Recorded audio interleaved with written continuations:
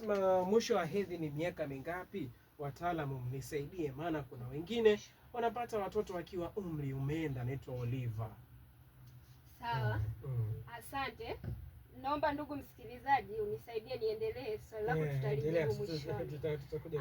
Asante. Kwa sasa hii ya kufanyaje ya kuchelewa hedhi ambayo tunaitwa oligomenorrhea, ambayo sasa hii sio hali ya kawaida. Hedhi ikiwa, kwa sababu tumesema cycle ina siku 21 mpaka 35. Kila mwanamke ambaye amekamilika kiafya katika reproductive system yake lazima awe kwenye hizo siku. Lakini kama hedhi itakuwa baada ya siku 35, hiyo sio hali ya kawaida, na huyo mwanamke hatakiwi kuifumbia hali hiyo macho, kwa sababu inaweza ikampelekea, mara nyingi wanawake wa hivi hawapati mtoto, hawawezi kubeba ujauzito kwa sababu kunakuwa hakuna ovulation. Tukisema ovulation ni upevukaji wa yai tayari kwa ajili ya kuweza kubeba mimba. Kwa kama unaona hali hiyo inaendelea, usifumbie macho na hakikisha kabisa unatafuta msaada wa kidaktari.